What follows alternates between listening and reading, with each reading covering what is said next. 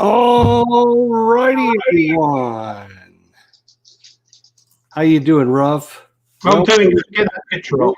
There we go. Oh, I got to turn my volume back down because.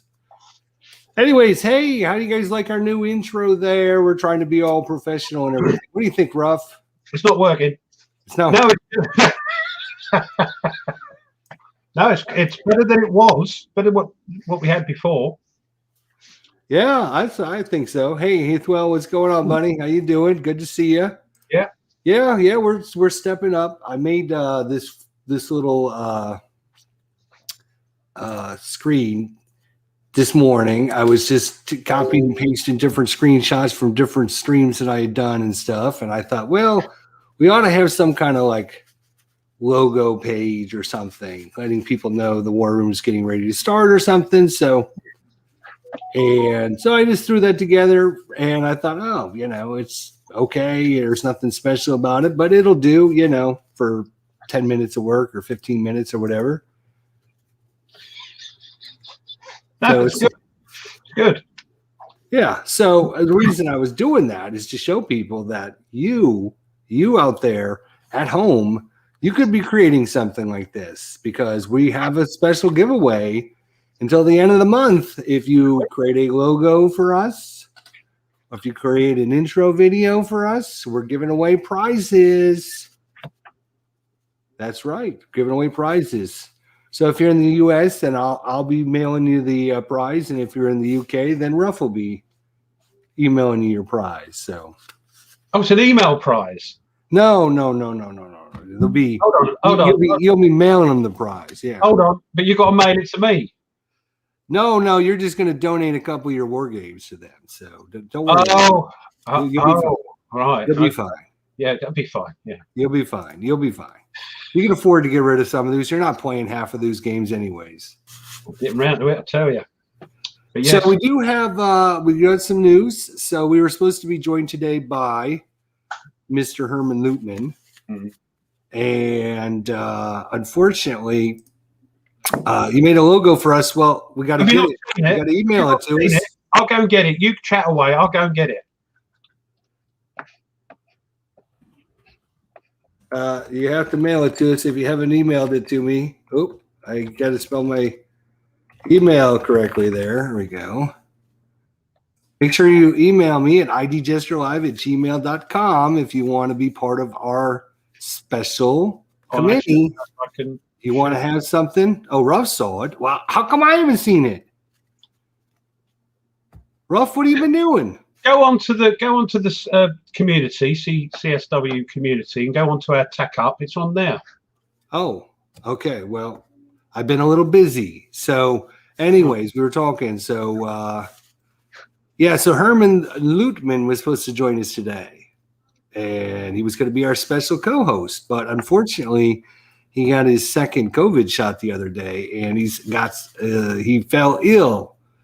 He's got some bad reaction to it going on. So we hope he's okay. Everything turns out okay with him and his significant other over there. I know that she was sick too as well. I think he said that she was getting better, but he was getting worse. So we're definitely hoping for the best for for Herman to get better. So we should wish him well in his recovery. So be sure to stop in our Tech Up Wargaming groups and leave him a message and tell him that we hope he gets better soon, especially since, like, literally, oh, hey. He's turned up, isn't he? He's turned up. He's turned up. There he is. Holy crap. Look at that. Look at that. He is alive. I didn't. It lives. It lives. It lives. That's right. It lives. Oh my gosh, we've definitely been waiting for him to come back, and so there's his proof of life, people. We did not have him killed, so there you go. No one can blame us. He is around. He's still there. So it's good to see Tony around. So that's proof of life. That's pretty good. That's pretty good. Tony. Miss you too, Tony. Oh, did I say that out loud? Sorry. Miss you guys having a great time with the family. Oh, that's nice. Yeah, so yeah, we miss Tony. We've been having to get some special guests. Like I said, Herman was supposed to be here today, but he fell ill with COVID and after a shot. So we're hoping him a well recovery. And then Mo was going to be a replacement for Herman today, but he's running behind schedule. He should be on here in a little bit. So we'll hopefully have Mo on here, which is kind of, I mean, we might as well just change the name to like the Mo Show or something, because like it seems like he's like a full-time co-host for us or something. I don't know what's going on. But it's cool, isn't it? We can call on these A-listers to step in. It's cool. It's really cool. Yeah. Yeah, Steeler fan. I like when Tony's a guest on the show. That's true. I mean, it's always nice to have Tony as a nice guest on the show once in a while. And he's rolling snake eyes for Tony. I don't know if that's good or bad. Depends on if he's trying to roll low or roll high. Oh, in ASL, that would be a wonderful role, wouldn't it? Yeah. For ASL, that would be a really good role. So we're hoping for the best. I think Tony is supposed to be back next week, assuming, if we want him. If we want him, and we haven't found. I mean, I've been in negotiations with Herman Lutman is who I'm talking about making him a full-time permanent guest, which means somebody's got to go. So having Tony on as the occasional guest, and then we can have Tony on occasionally, anyways, because he's hardly ever here anymore, anyways. So yeah, we're wishing the best because he can't be a co-host if something happens and he gets. So we're hoping the best that Herman makes it back. So, and we want to get that baseball game next year. 2 weeks. He's gallivanting next week at a convention. I don't know. I mean, we've been doing this for 2 years, rough. How many weeks have you missed? I don't think I missed. No, I don't think I missed any. No. How many have you missed? I missed one. But that was mitigating Dubras, wasn't it? Well, I mean, I had death in the family, so I mean, you decide if that's important or not. So that's a big thing. Yeah, that's important. I was even here on my birthday last week. True. Right. So, anyways, we love you, Tony. We miss you. We want you to come back. Don't worry, mate. I think he's waiting for his quarterly salary to come in. So, once he gets the check from the war group, once he gets that check, he'll be back. I'm sure. So that's good. So so that's kind of the update. We're waiting on Mo. He should be here, and we're wishing Herman a good and speedy recovery. So. In the meantime, what's been going on with Mr. Rough Swordsman? And I'm not going to call you Wargamer anymore because you do way too many non-Wargame videos.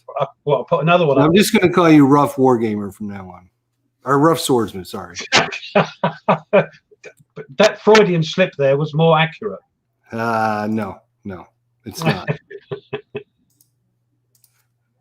So I've put up just because my next game is going to be, it's on the table there, hopefully D-Day at Peleliu. This week I've just put up, you've probably seen if you're interested, is sort of a couple of unboxings. One was Lock and Load Tactical. I've got so many of them now. They're fantastic. Look, North Africa, tons of stuff in that one. Yeah, I'm jealous. I wanted to get the North Africa one, and when I went to buy it, it was out of stock. So I was like, "Damn!" Yeah. I'm lucky I got one. So thank you, everybody at Lock and Load and Second Chance Games. Thank you. And I did an unboxing of a non-war game because I'm gonna do them. I'm sorry, they took on me doobies. A Folklore, The Affliction, which Herman, plays these games. Even Gimpy plays these. We all play these games. So I just did an unboxing of it. And thank you for reaching over 2,000 subscribers. I was just going to say, so you've hit one of the magic milestones. I can't believe it. 2,000 people. Yeah. Just imagine that in one room. Those amount of people. It's crazy. Yes. So thank you. Yeah, bonkers. So thank you. But to get this game here, when I got it out, looked at it, I realised I'm colourblind, didn't I? And this game relies on colour. So what I've done for next week, I might not have anything up again, because I'm still learning the thing. It's not a difficult game, but there's lots of bits and pieces you have to keep track of, for me anyway. But what I've done is a little tips and tricks for anybody that's colourblind that wants to play these D-Day games, and how I've got round it. Some of the things I say may be patently obvious, and you think, yeah, all right. But it doesn't involve damaging any of the components. So, and I've got round it. And there you go, see? There you go. So that's what's coming up for me next week. At least a little short. You're doing a actual like tutorial video. That's pretty inspiring. On what? On D-Day at Peleliu. You're doing like a tutorial on how to. I'm going to play it through and explain the rules as I see it as I go along. Like I normally do. It's not going to be because I'm going to make mistakes. And I tell you what, this game, everybody that's played it and videoed it has played it not quite right. It's one of those. That's what I'm saying. It's one of those games that you forget to do this. Oh no, you can't do that because it's this, and all this. But it doesn't matter when you're playing by yourself if you make these mistakes. But of course, when you're videoing it, you try and do it as well as possible. But I dare say I'm going to make mistakes. But I'm playing it through a few times before I video it, so it might not be up for next week. But hopefully the colorblind video will help anybody that's colorblind. Not many of us, about 10% of the male population. I'm talking about male colorblindness, usually red-green, which maybe some people, some designers and publishers should take into account. But it helps me. I can now play that game. Yeah, that is awesome, and I think a lot of people will appreciate you spending the time and effort to go through and go through the steps that you use as a colorblind person.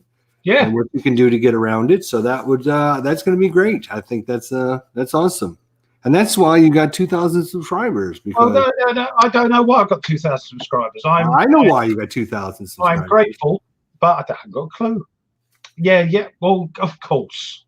And I tell you what, that was the epiphany for the channel. Was the first time you invited me on. Humbly. Yes, it was. Yes, it was. I concede to that. Well, I'm glad we both see it my way because I'm always right, and you know that. So that's good. Of course. And I know you that well now that there's no point arguing because you're always right. So I just let you waffle, let you rant, and then we'll go in a different direction. You know me too well. I'm going to have to replace you with Herman, so that's all there is.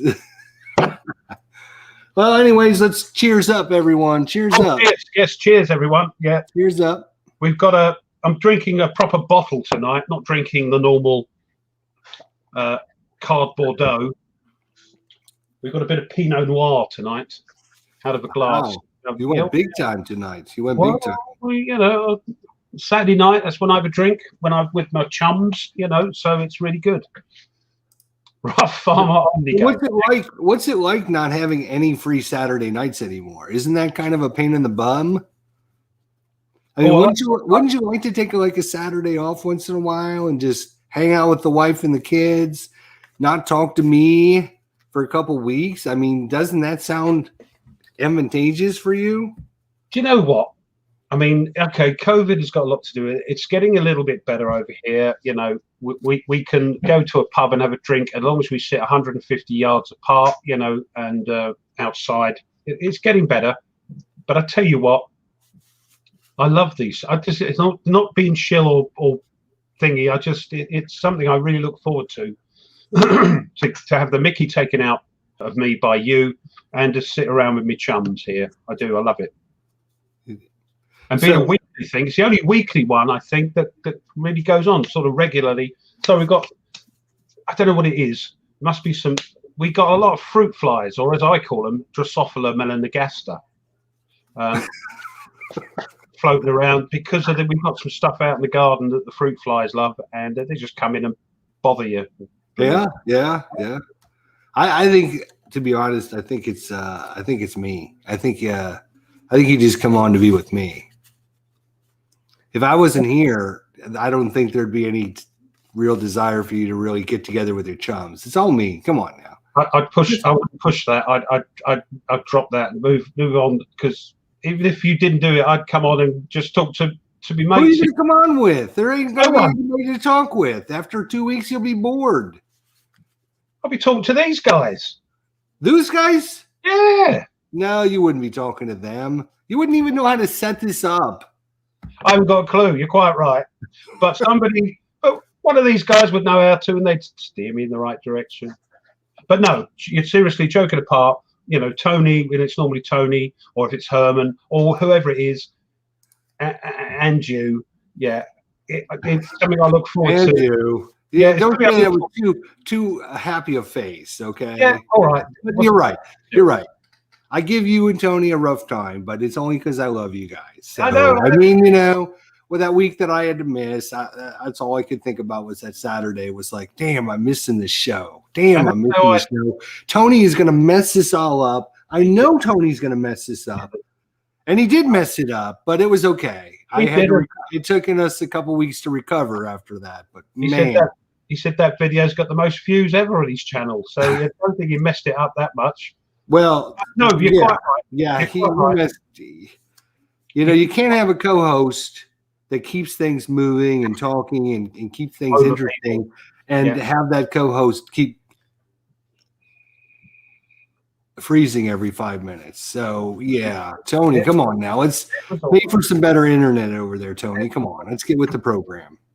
But getting back to it, yes, I would miss it, and I do enjoy you and Tony's company and Herman and whoever. You know, it's just something that's become part of my Saturday evening. Yeah, that's kind of the thing. It's now like it used to be just it's the war room coming up. Now it's like I schedule everything around the war room. Yeah, that is crazy. It is. We've been doing this so long and so many episodes now that we actually schedule around making sure that we have this free time. It's weird. And the family have been conditioned to know that on a Saturday at 9 o'clock, you know, proper time over here, that I'm going live, you know, and they normally skedaddle. The lounge is free. They've gone upstairs, you know, Gainer's watching the telly upstairs, the boys on the old Xbox, and they know to keep, you know. Yeah.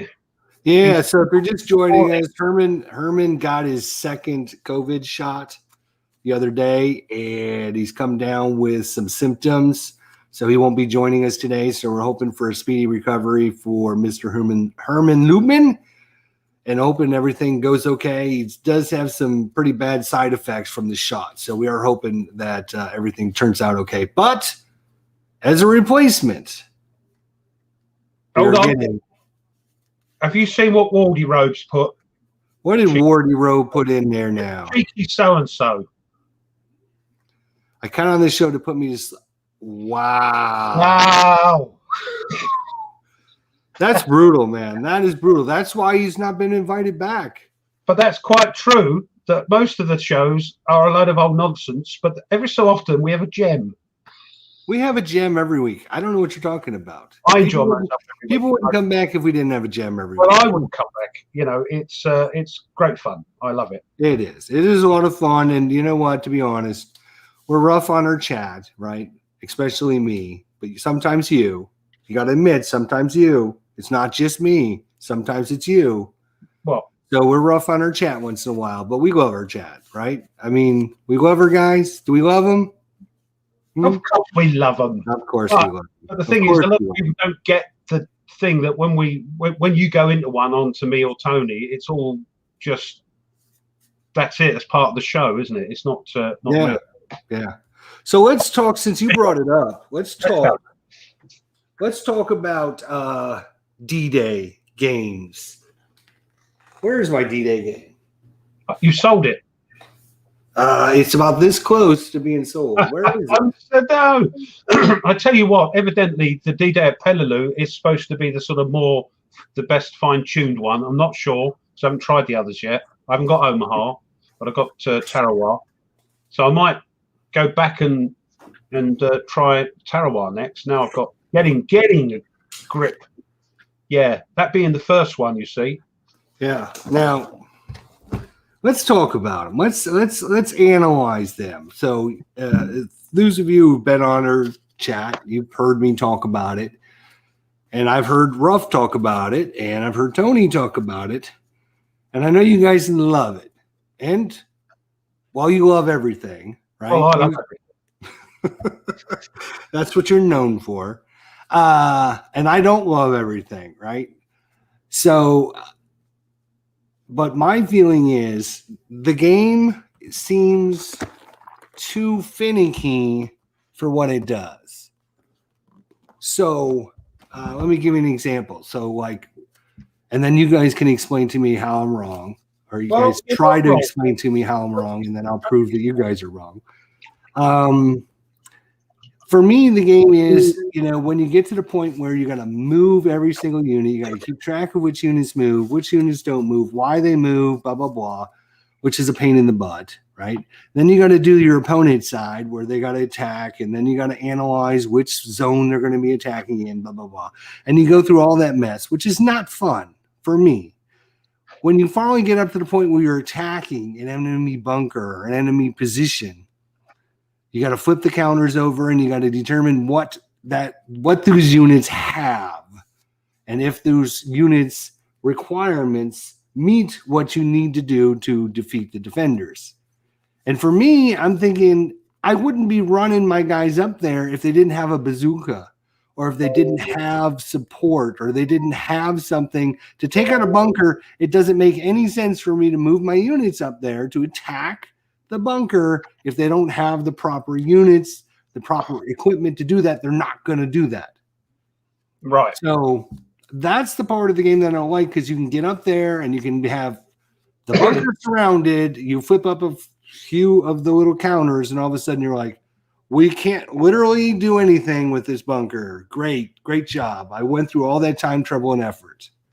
Right. It's not that you can't do anything. You can't do anything until you get what you need to attack that Japanese unit. But with my limited knowledge of the island hopping horror, that at the beachhead you start with everything you need. You've got it all. But by the time you crawl up to that Japanese unit, they've been shooting and bombarding 7 shades of thing out of you. So by the time you get there, you haven't got everything you started with. So because you've been annihilated. So you get there. And you hope if me and you are on the beach, right?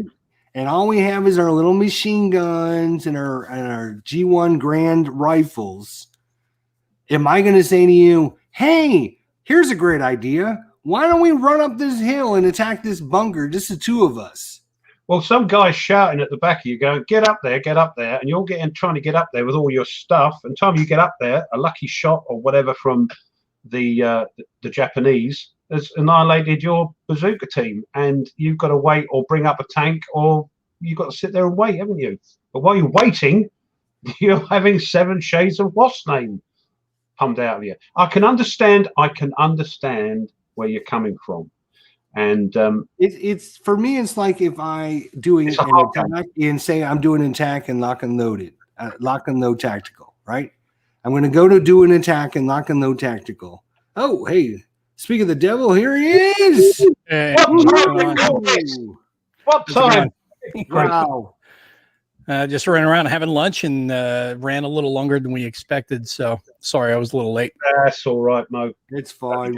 We were covering for you. No problem. Cool. No problem. Glad you guys could do that while I was in at the last minute. I was explaining to the chat that Herman got his second COVID shot. He's a little bit under the weather. Had some symptoms and stuff, so he wouldn't be making it today. So we called on Mo, which it seems like for whatever reason, Mo is our go-to guy whenever we have a problem. So we're thinking about changing the name from the War Room to the Mo Room. It should be. We should be. But what I was saying earlier is that it's great that even though Tony's off on his sabbatical doing God knows what, and we can call on these A-listers. It's wonderful. No, I'm not being funny, Mo. No. It's great. Herman and yourself, and Kevin and all that. It's and OG and all that. We can call on these people. It's great. No, that's a testament to your show that people are ready to jump on and help you guys out. No, it's great. It's fantastic. Yeah. Well, we do appreciate it. So our current discussion, Mo, and you can jump in here. Sure. As we were talking about the D-Day games. Okay. The solitaire game. I'm planning to do the next playthrough on one. And my time, Dean's going to be running his D-Day of Peleliu, and I've been kind of negative to the game series system. I couldn't wait to get it. I got it. I tried it twice, and after like 3 turns, I put it back in the box. Why? So here's my issue with it. Okay? It beats me too hard.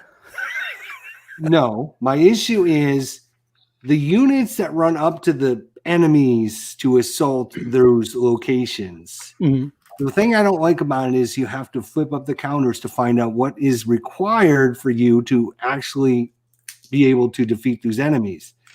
And for me, that doesn't make any sense that my units would go up there if they didn't have the equipment to be able to assault a bunker. But they did have. Yeah. And by the time it's so I was going to say, it's kind of like if I go to shoot and lock and load tactical, and lock and load tactical says, "Oh, before you attack, you got to roll on a chart to see if your guys don't have equipment or they're reloading their guns or whatever." It just doesn't make make sense, and it makes the game too finicky for me. That's why I'm not a big fan of the series. Well, the thing about it is combat's chaos. Combat's the unknown. You're constantly combating the unknown. So easiest way to understand it is from a gamer's perspective, we see everything from a God's eye point of view.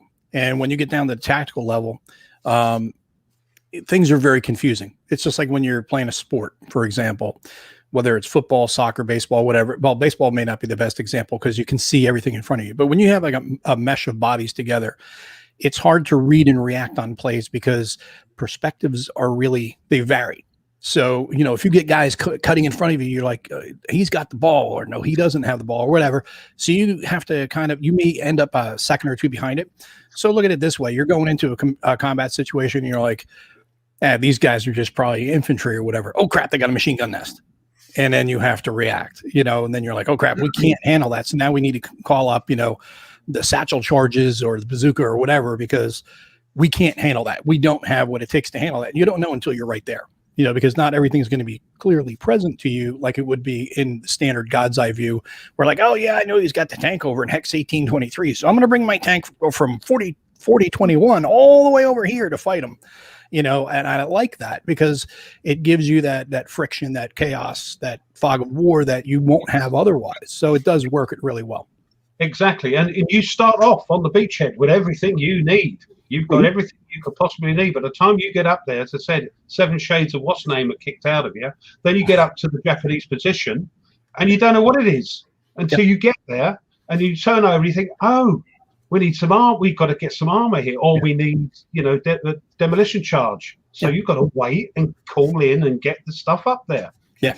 And keep your head down while you're still getting kicked, that's exactly it. That sounds beautiful, and I know exactly what you're saying, Mo, because I'm a big hockey guy, and you can see on these replays when the guy from the point shoots the puck, and it goes between 3 defenders' legs and 2 other guys, and the goalie's sitting there, and he doesn't even know the puck's past him. Yeah, because he doesn't see it because of the screen. Yeah, right. He had no idea where the puck was coming or whatever. So I understand the concept and what you're talking about. My issue with this is these guys know what's there because as they're running across the beach, yes, they do. As they're running across the beach, these locations are shooting at them. But they don't know what they are. These locations are shooting at them. So if they're using mortars, or if they're using machine guns, or they're using, heavy equipment, whatever, these guys moving up on the beach are being attacked by this. It's not the unknown in this situation. I understand what you're saying. Yeah, I'm playing devil's advocate here. As I know. I always have to do that. You always play the complainer.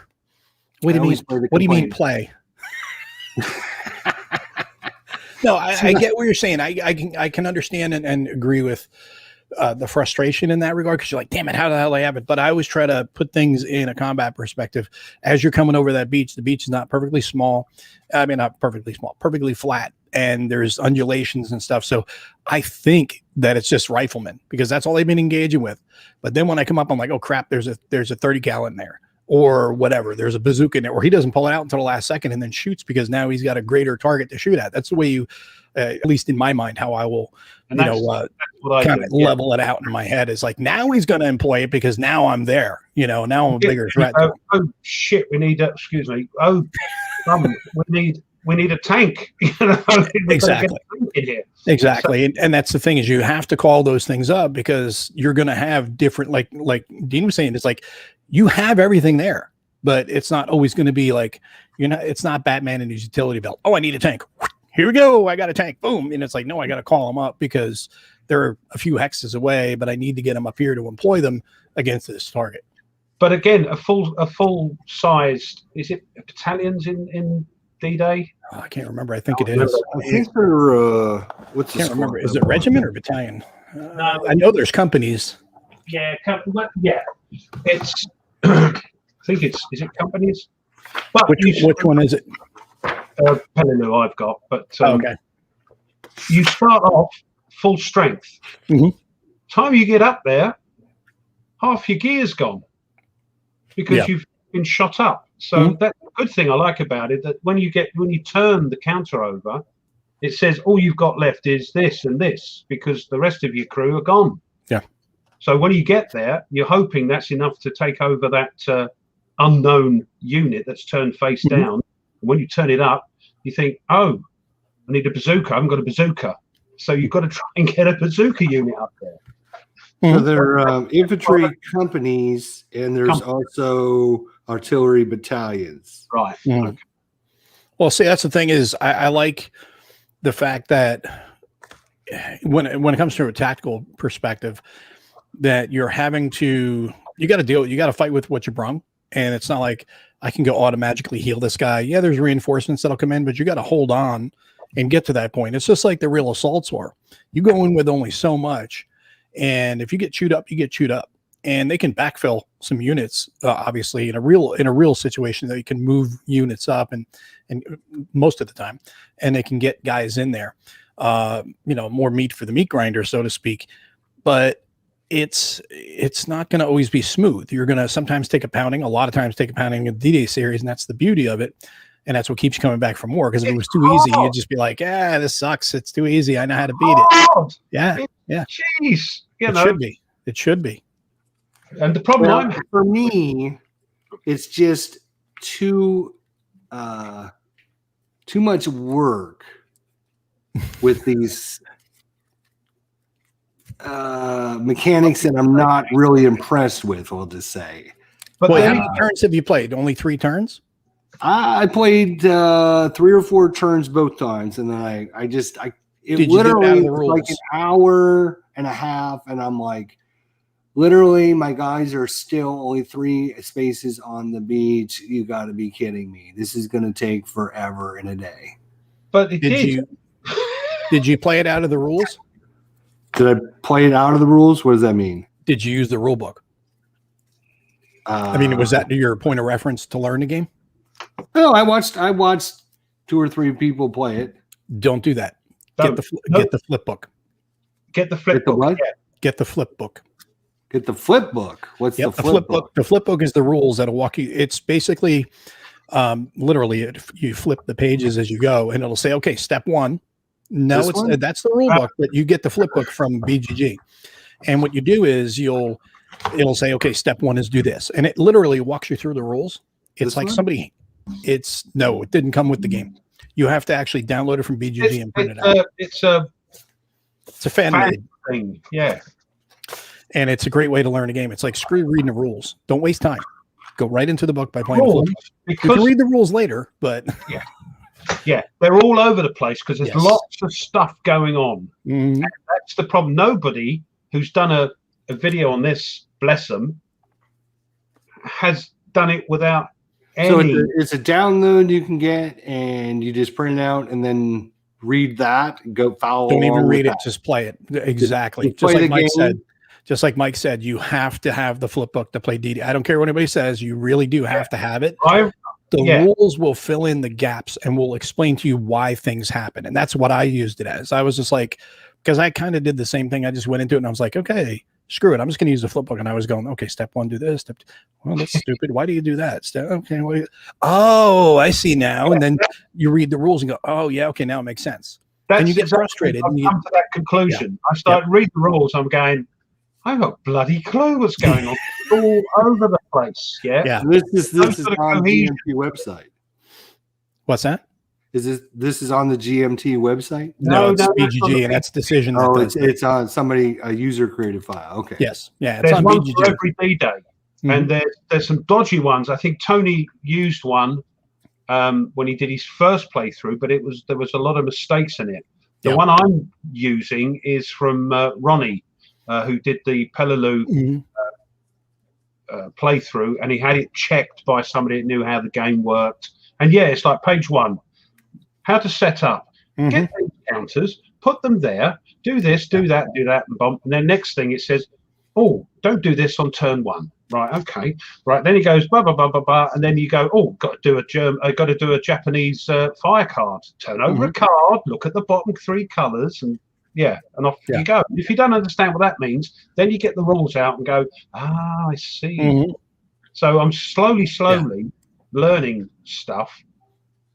The rules are used to fill in the gaps that you get out of that you may find that you will find, not may, that you will find in the flip book, because it gives you how to do it. It doesn't give you all of the detail of the rules. Because I'm playing through the game and I'm thinking those Japanese tanks aren't moving. I'm missing something here. Yeah. So I look through the rule book and it goes tank movement. You go, right. So that's then filled in. But I think this is the only game that really that I know of that works best with the flip book. Yes, the flip book is essentially, the way I look at it is, it's essentially sitting there with John Butterfield and he's walking you through how to play the game, even though he didn't do the flip books. Because he's a designer. It's like, all right, I wrote all the rules, but here's really all you need to worry about right now. Just do these. Yeah. The rules don't really bring it all together. You're learning a rule here and then a rule down here and over there there's a rule, but the flip book gets you going. And you may still make mistakes, but it gets you going. Then when you get to something, you think, what's counterattack then? What's all that about? You go, well, you look it up, and then that's how I'm doing it. But the best way is just to play through the entire. Sounds a bit dodgy. If the game can't be played correctly without a player made. Yes and no. It's just that it was really coordinated best by whoever first came up with the flip book idea. They really did make it a lot easier to learn, because otherwise you're spending a lot of time studying the rules rather than playing the game. This is a game that you need to play through and What you need to do, Jester, is play the game, go past the 3 or 4 turns, go in there and get your ass kicked, knowing that you're going to lose really bad. But worry about just getting the mechanics and understanding what's going on. And then after you get the mechanics down from the flip book and everything and your experience playing it, then you can think about strategy after that. Because you need to learn mechanically how the game works. Then you can start going, okay, so now I know what happens. So now I know how to do it. I understand everything you're saying. And trust me, I appreciate it. I really do. But I'm at the point now in my wargaming career where I've played enough games that I can get to the point where I don't want to mess with all this extra crap when I can go find another game that I could play that I don't have to. You know what I'm saying? Nothing against the game. That's on me. Right. That's on me. Yeah. But I'm at the point where I've got literally 40 games sitting here that I want to play, and I don't play them because I've got to replay this game through twice. You see what I'm saying? Just doesn't make sense. Yeah, and I get that. But this game is unique. And the way the rules have been written is the only way the rules can be written, because there's so much going on. But what the problem is, you're trying to bring all the threads in together, and it's not a hard game. It's just there's lots of different things. Okay, yeah. I guess here's kind of my point. Okay, if I gave you guys honest opinion, you get a choice of playing this game here, all right, or D-Day, the what's it called? The Mark Stemenitz D-Day, or Breakout Normandy, right? If you had a choice of playing one of those 3 games, which one are you going to choose? That's tough. Depends on my mood and how much time I've got, and do I want to play both sides? That's kind of where I'm at. I don't have tons of time to be playing a game 2 or 3 times just to learn it. You see what you do then is you play it, and go through your 3 or 4 turns, put it on, say, yeah, I don't want to play this right now. Put it away. Play something else. A couple months later, you go, I might give this a try now, because you've already got it. Exactly. And then come back to it. Don't feel like you have to come back to it like back to back. Chip. It's one of those games you have to chip away, and don't start on him. Good grief, he's big enough as it is. Yeah. That's all right. We appreciate him coming on and short notice, like literally like 2 hours. I'm like, dude, you're not doing anything. Come on. No, I don't have much. I was just out for lunch. Leave me alone. I was out looking for a dog, and then went to lunch, and then I got this, and then I got hockey tonight. So it's like boom, boom, boom, boom, boom, one after the other. Oh, busy. Yeah. The upshot is not all games are for everyone. Yeah. So exactly. Yeah. I'm normally a tactical type guy. I would love to give this another try, because literally I went to buy this game like 2 years ago before they reprinted it, and it was like $150, and I'm like, I'm not spending $150 because I'll wait for the reprint. And I waited and I got it, and I was so excited. I'm like, oh my God, it's finally here. I did a live unboxing and everything. Well, it's kind of my own expectations that just, because it was like one of those, it's like you're waiting for the perfect pizza, and then it comes out and it's like burnt. Yeah, that's what I felt about Ewo. They did D-Day Ewo. Oh yeah. That one D-Day at Omaha was the first one. Then Tarawa come out and it was tuned a bit. And then Peleliu come out and it was tuned a bit more. So they do say that Peleliu is the smoothest one of the 3. But having played this, and I've got Tarawa as well, and I picked them up pretty reasonably. Both unpunched. They were the shrink wrappers off, but I picked them up from eBay, both unpunched for a good price, and I'm well pleased with it. If I can get my head around this, I'll try Tarawa. And then if I like that, I will get Omaha, which has a load of, grief in it with, death and units dying and that, because even trying to get onto the Omaha beach is terrible. At least with this one, you've got 3 units to start with. They may be little amphibious tanks, but you've got 3 units on. Wardrobe says in this order: Normandy 44, Breakout Normandy, and Day of Days. Yeah, it's what rocks your boat, isn't it? I mean, I would love to have the time to play like all 3, right? And if you're a dedicated war gamer, you probably do have the time to do that. Unfortunately for me, I got such problems inside that I can't focus in on one thing for more than 10 minutes anyway. So for me, I got to have something that I can play now. And then tomorrow is going to be something else. And then the next day is going to be something else. And that's on me. I mean, that's just the way I'm built. So and everyone's different. And everyone's different. Oh, that's good. And sometimes you get it and you think it's going to be great, and other times you get a game and you think, I'll get it because it's on sale or whatever, and then you turn out and it's like, oh my god, I love this. So that's a great subject. Let's talk about something that you bought on either impulse, didn't know anything about it, and then you get it and it's like, wow. So I just had this happen to me like literally the last week, right? Bam. Oh, nice. How was that? So this is freaking awesome.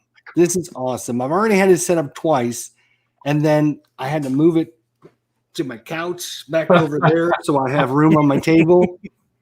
And then one night I was sitting here, I was tired, I was falling asleep, so I go to lay down on the couch, and then like literally counters are like everywhere because I put this on the couch.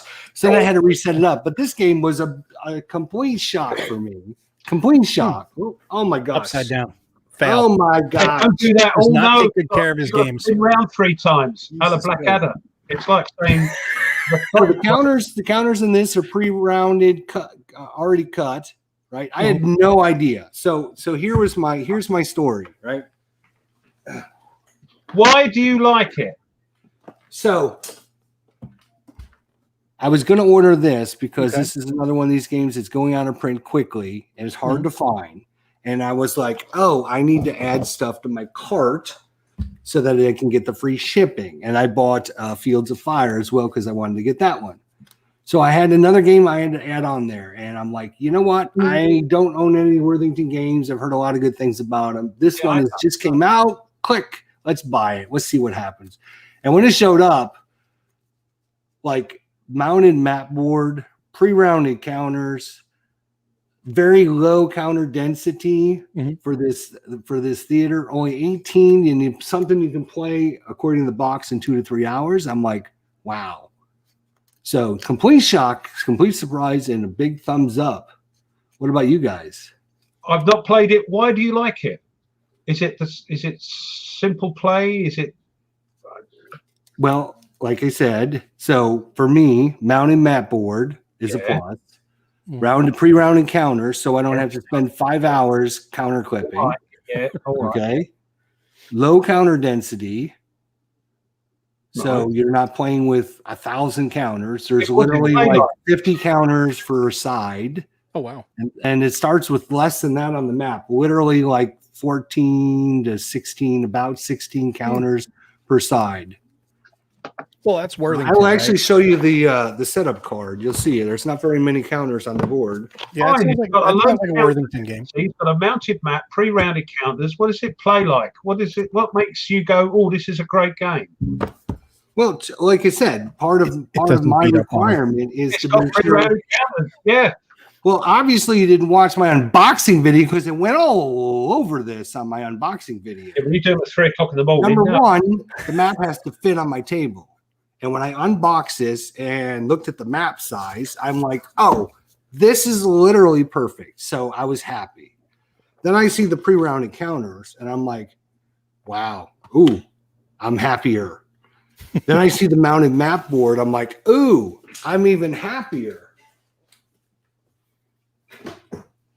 There's your. Yes. Sharp. Great. What's it play like?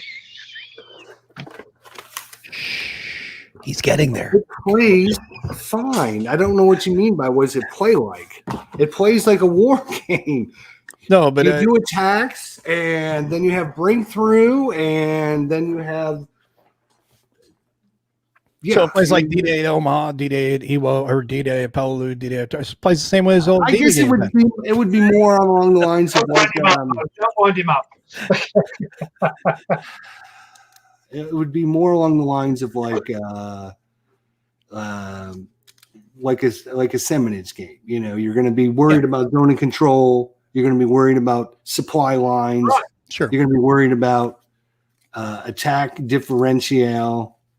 The other thing I've liked, and this is one thing I've always liked in war games, is I'm not a big fan of one side of the counter. You flip it over, you have another side, and then it's removed, right? Mm-hmm. Which most war games do. This one has multiple steps, so you actually have a counter replacing a counter. So some of them have 3 steps, some of them have 4 steps. So it's like divisions, then, I guess. Yeah. Division level, then you break it down, and then you have like remnants. Things. There's not too many. I mean, the other thing is there's not too many special rules on it. There's rule books only literally 10 pages long. Like this is your rule book right here, and big color examples. Right, it's 12 pages. See, that sounds definitely like your type of game, because what you were talking about before was something that would take a little bit more time and effort, and you'd have to actually kind of study it. This is something you can literally play down and sit down and play right away. You can go, move. Tactical movement. It costs half a movement point to move an armor. Okay, good. Boom. It's not very complex. Yeah. So what you should do is try to play the D-Day, or after you play the D-Day game, you get frustrated with that. You don't want to play that again. Pull that out.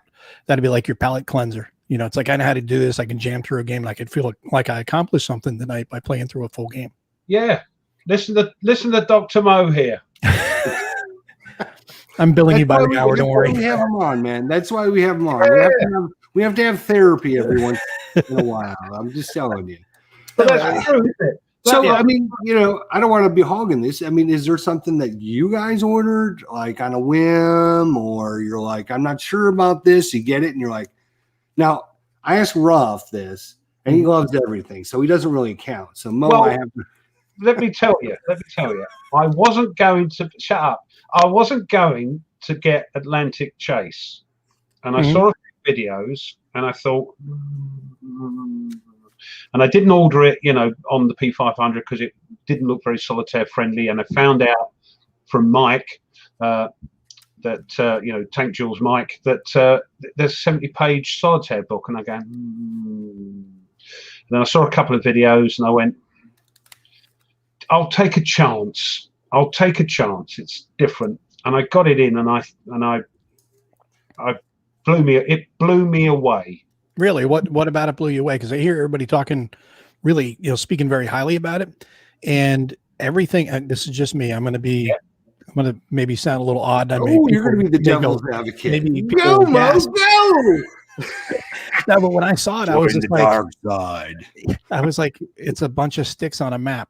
Yeah, my first impression. I was like, it's not appealing, and it doesn't seem compelling to me. And I was just like, pass. And I moved on to the next thing. I just completely ignored it.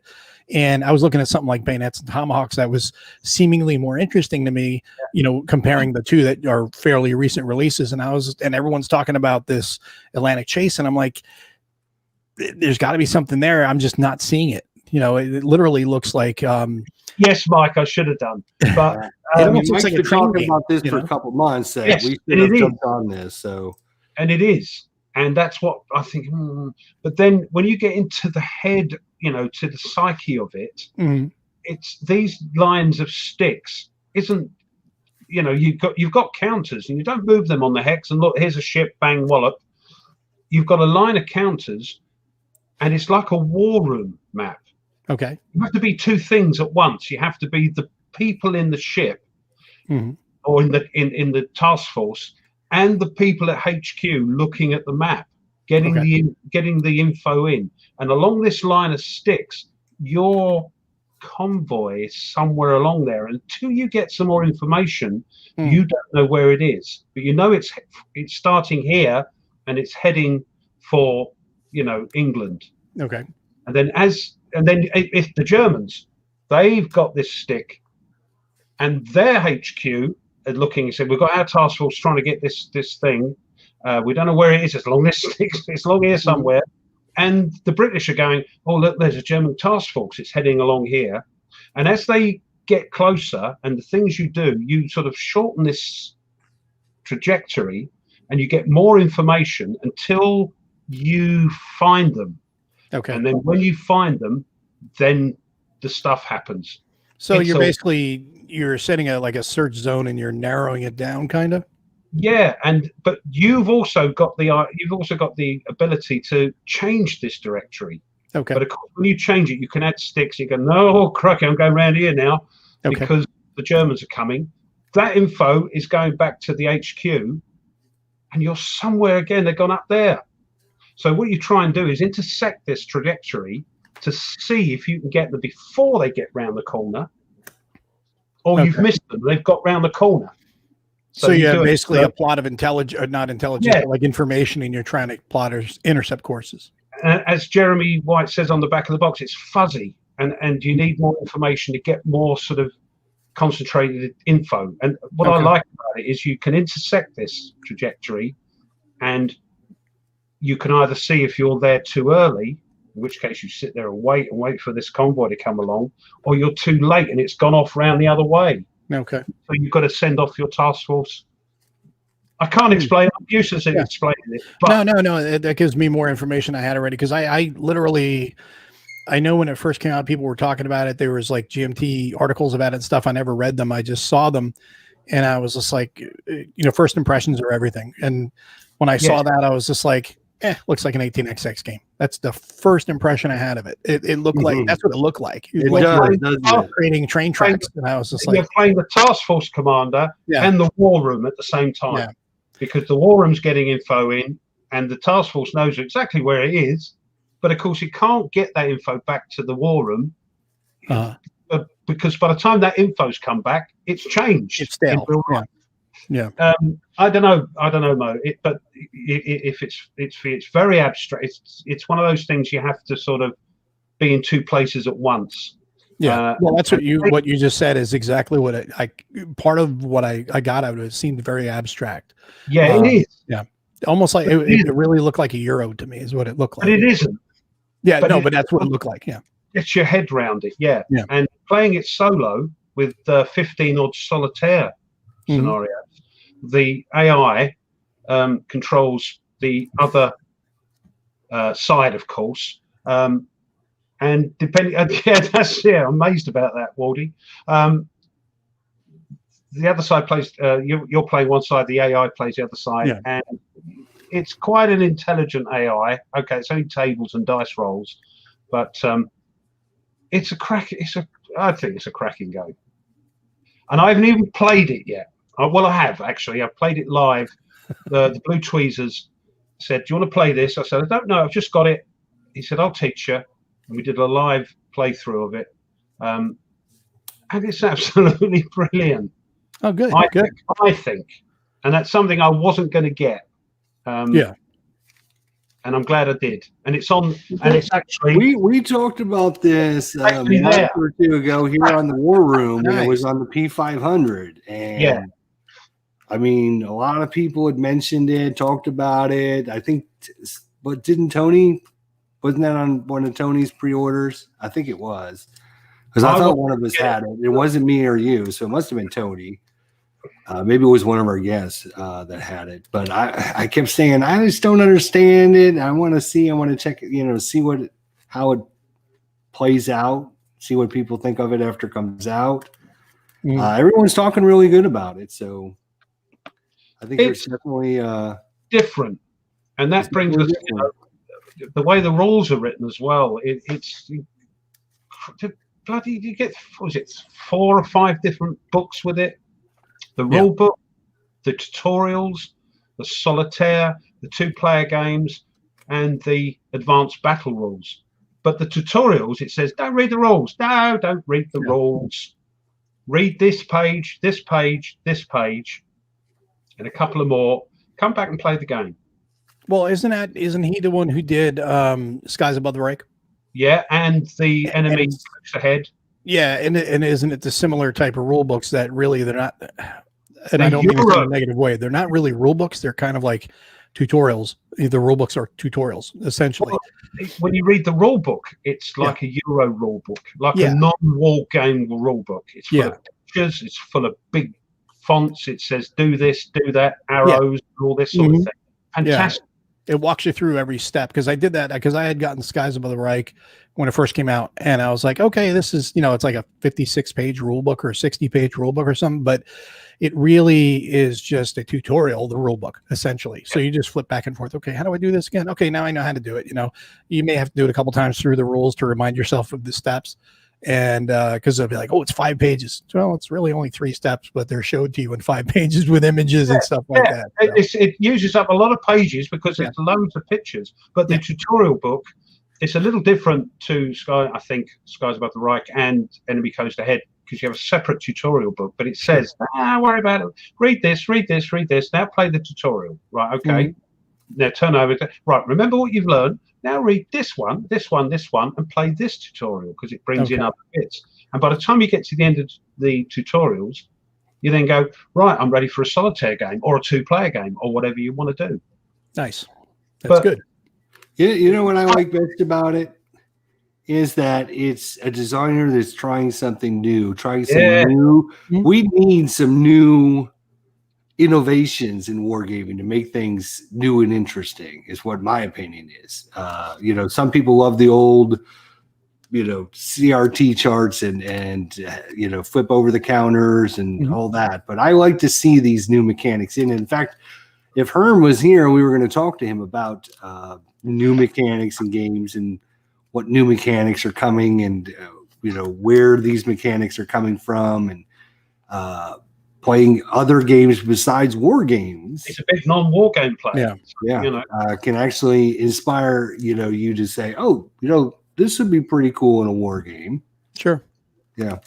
There's different things. There's different ways of approaching different problems that you have in war games, and I understand some people, like you were saying, like they don't like CRTs, they don't like your standard counters, flipping them over and all. But I mean, that is and always will be a war game. That's just what that is and always will be a war game. That's a standard war game mechanics. Now you can always God bless them in different ways. Yes, and you can always approach them different ways. You can use cards instead of dice. You can instead of having CRTs, you can use special dice. There's different ways of doing those things. It depends on what the designer wants to do, what the intent is, and what the intent of the game is. Is the game meant to be? We're going to have, like you were saying with Battle of the Bulge, the Worthington game. I want a game that you can, that game is meant to be played in 2-3 hours. It's not meant to be on your table for 2 or 3 weeks to be played like a move or you're moving a segment of your line over the course of one night.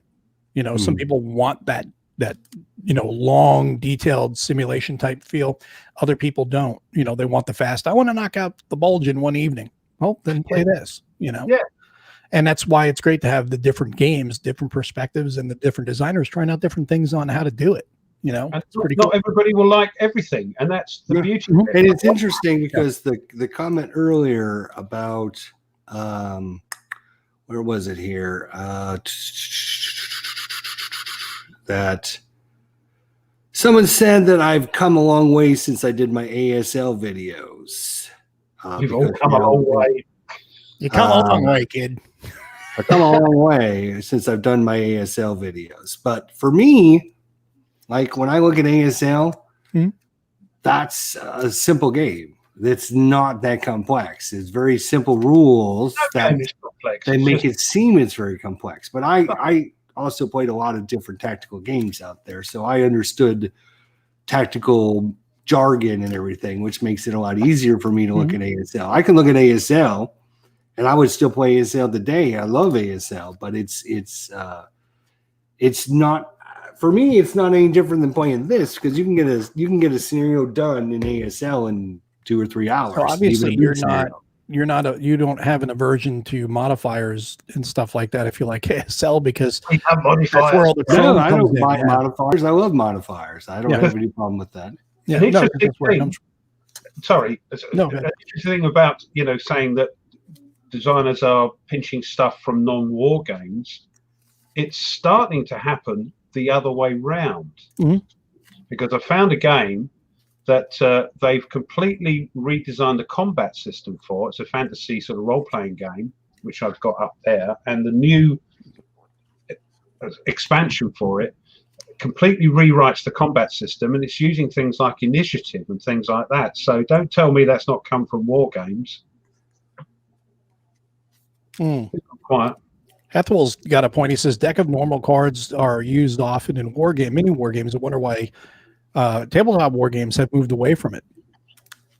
Well, I tell you what, Stratagemata's Great Battles of Small Units uses a pack of cards, and I've got 2 of their games. I will get one of them up again on the board. Their first one, I did a playthrough for, and you use a pack of cards to run the game. There's no dice. Really? So, yeah, there's no dice. But yeah, that's it's the funniest things. It's literally the funniest things because I hate chit pull. I cannot stand chit pull. Chit pull's like okay, but let me finish now. I never liked drawing something out of a bag or a cup, right? But if you take the very same mechanic, you put all of them on cards and you shuffle the cards up. I love that mechanic. I love it. It's the same mechanic. It's the same exact mechanic. Yeah, I was going to say card and chit pull are the same thing. I know it's the same thing, but I hate chit pull. But I love drawing the cards. For me, it seems different. It makes it much easier. Besides, I mean, with the little chits, right? Yeah. One of the good things with the cards now is you can put all the rules. You can put more information on it. That's the problem I had with the chit draw. Now, what I don't like is, and it's just a personal thing, I don't like decks of cards that have dice on them, because then you're mathing out the entire game for balance. I understand what the designer's doing and I respect it, but I don't like it because you're taking out the long runs of good or bad luck. And that's the beauty of dice. If the dice go against you that day, they're frustrated as hell, but guess what? That's combat. If the dice are on your side, this is great, but that's combat. That's fate. That's luck. That's just the way life is. Sometimes you just have good days. Some days you have bad days. Yeah. Normal deck of cards, lazy game design. Well, see, Todd thinks it's funny. But it's yes, there's like the lock and load solo system has the dice on the top of it, and you can use that. I never use that. Throw the dice. No, roll the dice. Yeah, you're playing a war game. The dice god's on your side. Yeah. Here, right there. I mean, this is how it is for me. Like when I feel cards, I feel like there's something more substantial. Like I said, the advantage of using cards is you can put all the rules that are relevant. You can put any modifiers on here. You could, when you pull out a little chit out of a cup, it's like, all right, now when you have a deck of cards, you need these. When you have a deck of cards, you need to have the thick card protectors, so that way you have that thicker thing. You put it down and have some substance. There you go. Yeah, I like that idea. The hard, thick ones for the baseball cards. Yeah, I get the normal. Yeah, for when you not the regular card sleeves, just like when you know that you're only going to have 6 or 8 or 10 units, you put them in there, and then you shuffle them up, and then you feel like you have some substance when you're right. That's a good idea. That's a good idea. I know it's the same mechanic. It's just it's like the innovations. People go and say, "Oh yeah, well, what if we put these chits instead of in a thing? We just put them on a card. Hey, we could do that." It seems like a good idea. You shuffle the cards, and you take a card, and you think, "Have I shuffled these?" When you throw a dice, it's just horses for courses, isn't it? I like them both. But, I agree with Mo though. I'm not a big fan of having your results come off your cards, right? Yeah. Which is another reason. See, now in that design though, it fits. I think it fits because you're doing something completely different because of the fire dots and everything. So that does play a completely different. That has a different complete play aspect than, say, Combat Commander, where you are flipping the dice for dice roll. I mean, I'm flipping the cards for dice rolls. I'm like, no, I want to roll dice. I don't want to flip cards. I'm already dumping enough damn hands of cards as it is. I don't want to touch these cards. I want to roll dice, and that's where in that design, I think it's just an ingenious design, the way he did all that. And there's a nice balance to it in there, and it's all self-contained in the cards, and it's just a brilliant design, I think, that John has there. Yeah. I can't. But when I throw dice, I wish I had a crap station like I have in the casino. Look at John. He always got a good comment. He goes, "So submarines landing on a beach, taking out a pillbox." Oh, Wrong one. That Wait one. a minute. There we go. There you go. Submarine landing on a beach, taking out a pillbox should select the card rather than pull a chit.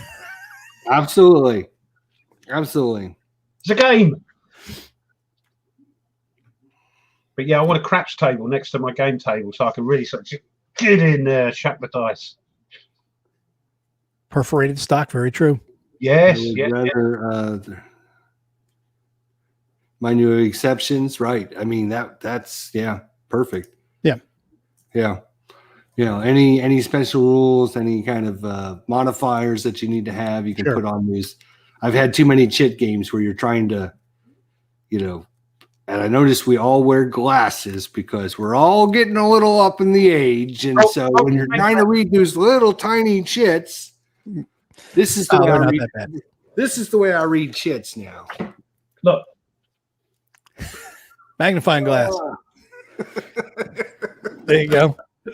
If you need to, magnifying glass. But chit pull is great because, like Jazz once saying, they're often used to determine which units activate, which simulates the chaos of war. That's very true. Yeah, I love that mechanic. Just put it on a card. Don't put it on a chit. I love it.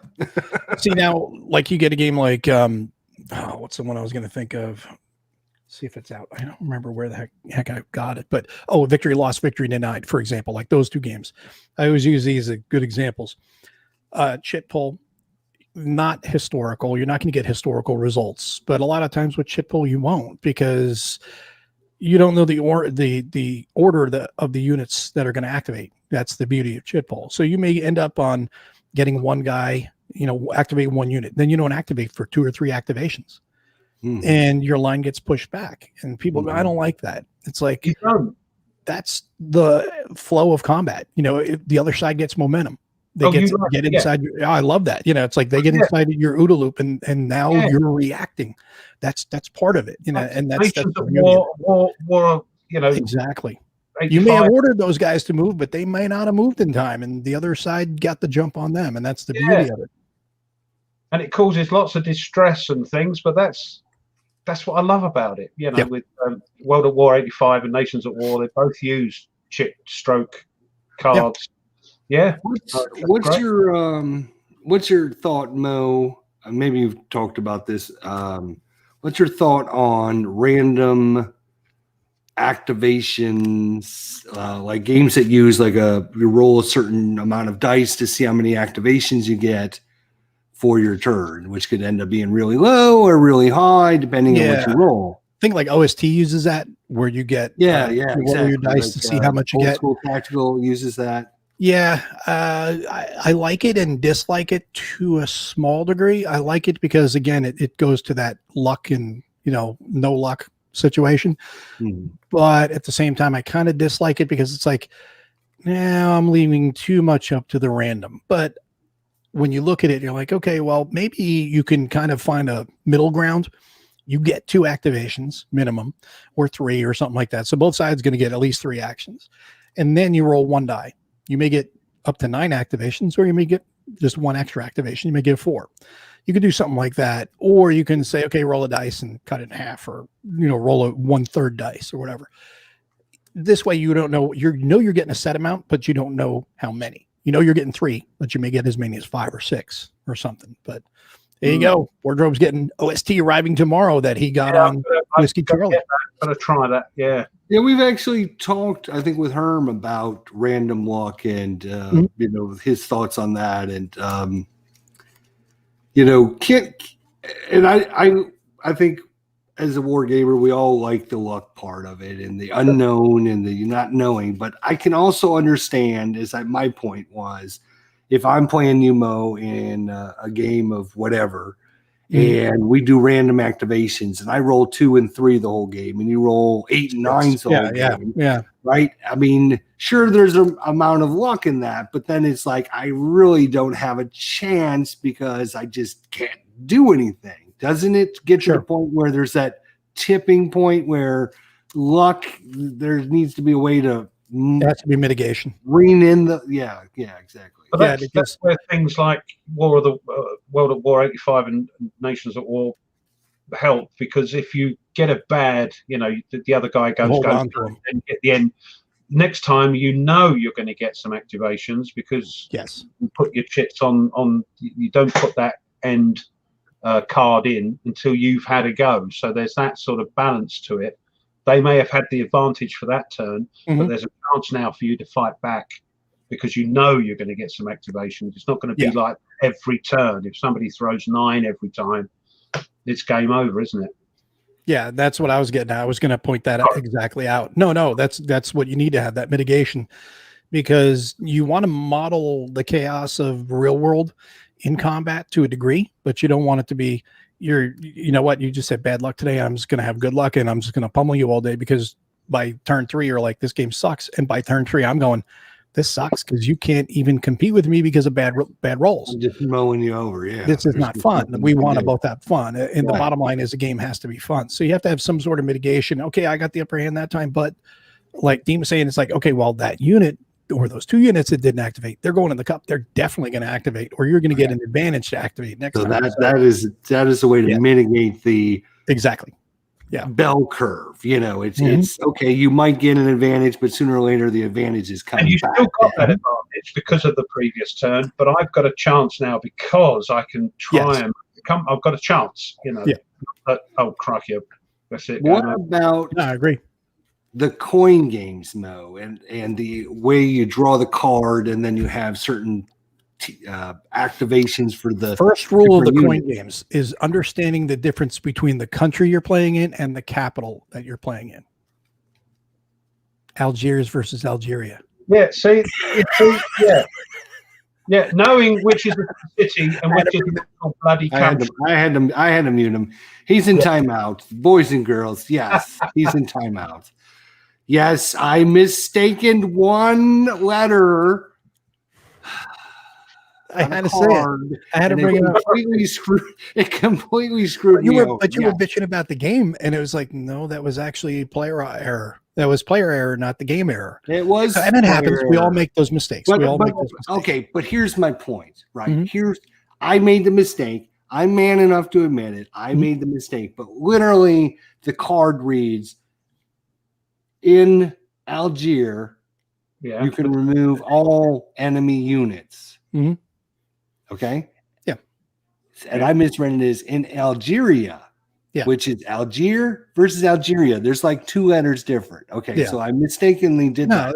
But my point was, as a game designer, they should have put in there the city of Algier. You can remove all enemy units. You add literally 3 words in there. The city of.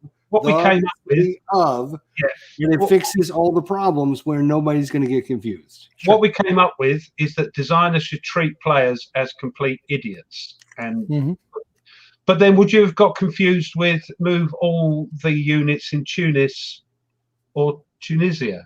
You know, is there a difference? Yeah, the rough there is. Anyways, back to coin. What do you think about the coin mechanic of activation, random activations of the? Have you played coin? First, I love that. I love that because I've played coin. Okay. Actually, I'm going to be kind of thinning out my coin collection because I got so many. I mean, I got pretty much all. What are you selling? What are you selling? We can trade. I have to look through what I'm going to. I know I'm keeping I'm keeping Colonial Twilight because Algeria is not. I got that one. Yeah, because Algeria, isn't it? Yeah. And then, I'm looking for it's a country.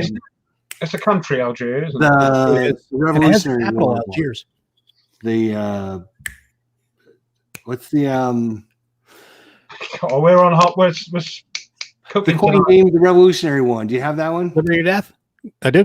Liberty to Death. Yeah, you getting rid of that one? Yeah. Have you fallen slightly out of love with we'll make a trade. I kind of have. What do you like? What do you like, Mo? What do you like? He's talking over us again. We'll talk about it after. No, I like coin, but I think I'm at the point now after having played a bunch of them. It's not Chester proof.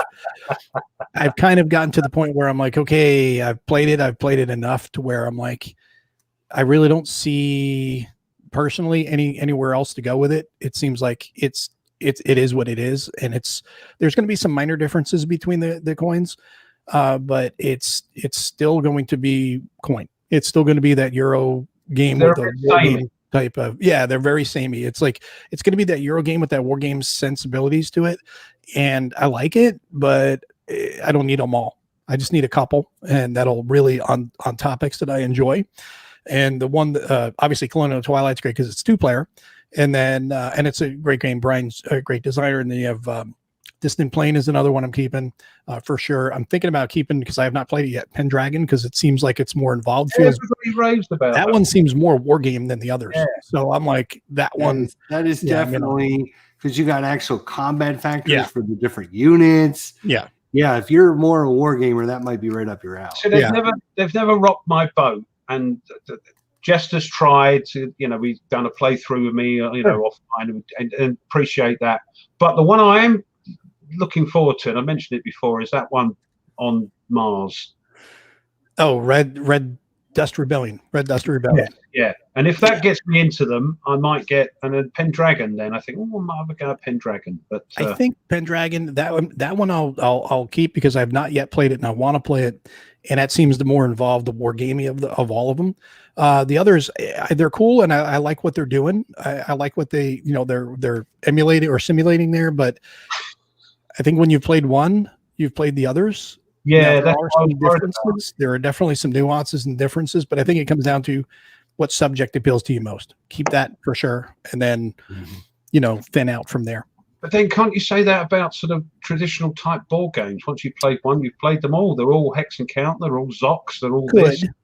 You could, but the Zocs are all handled slightly differently. Most of them are the same, but then there's. Well, we talk about series games, right? If I look at, say, the standard combat series, it's literally the same game with different counters. It is, but they use the same rules. If you look at, say, the Seminich games, right? You got Normandy, you got France, you got the other one, Holland, Stalingrad 42, basically Holland, all the same game, because they all use the same. I see what Dean's saying. I've got all the Seminich 4X, what they call them, series. I've got a couple. I've got Holland. I've got Normandy on P500. I've got France on P500. So what does that say? Yeah, I was just devil's advocate there. See, now I like them and stuff, but like I said, and it's evergreen for GMT, which is great. It's a great line for them, and it's also attracting non-war gamers, because it's really, in the end, it's really not. It's not a war game. It is a Euro with war game sensibilities. It's a nice crossover, which is great to attract people that are non-war gamers, and that's good to find out. Hey, war games are not all super complicated. They're not all super dense. They're not going to kill you with all these details. You can enjoy this and understand the push-pull of, I'm cooperating with you, but I'm not cooperating with you. I'm cooperating with you, but I have my own goal, which is the whole point of counterinsurgency. Well, one of the points of counterinsurgency at a very abstract level. It doesn't go into all the more detailed nuance and things like that. I'll go along with you until it doesn't suit me. Exactly. Now, if you want to get something that is, in my opinion, better than Coin, Angola, and that is one of the things that games that really sparked the interest in creating Coin for Volco was Angola. It is a beautiful game. MMP, yeah. That's a 2-player game, though, isn't it? 4-player. 4-player, yeah. See, that's why I know of it, of course, but that's why I thought. Because you have a deck of cards that represent each different unit, and then you basically program what your orders are going to be. You select, okay, column A is going to go, column C is going to go, column B is going to go in this order. You set them up, and then you put them face down. Then everybody pulls their first card. Okay, who's going what? And you're like, I think he's going to activate. And then you flip out a card. You're like, oh, damn it, he didn't activate that guy. I thought he was going to activate him. Crap, my plan might not work now. It sounds great, but where am I going to get 4 people? Play it online. You got your wife and you got your son. No, play it on Vassal. Yes, that's true. Yes, one day.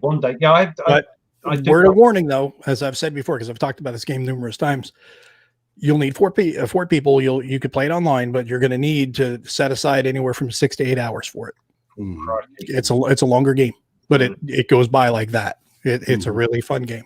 But again, with Vassal, you can do it for a couple of hours and say, right, okay, same time next week. Exactly. Yeah. Exactly. So that is the beauty of it too. And the best part about Vassal is, or any of the online options, is it doesn't matter where you are in the world. As long as you set up a time that you can all meet together on a weekend or something like that, get online and play all day long if you want. Well, talking about Vassal, they were supposed to, I don't know if it's going to happen, but Kerry Anderson's game, the waiting to see if it's going to happen. Grudge match between the War Room and Whiskey Charlie. What's happening about that? Oh, his head's disappeared. Oh, it's back. No, he's back. He's back. Yes, the Battle of Armageddon. Kerry Anderson. Right. Yeah, waiting to see if that Vassal gets done. I talked to John about it, and he said he's going to try to get it done, because I said, well, he's not doing it. He's going to try to see if they get it. Sort the man out. Exactly, because it's going to be in June that the Armchair Dragoons convention is. And I had said, I told him what we were planning on doing. He's like, oh, that'd be a great idea. So hopefully they'll get it done in time so we can play.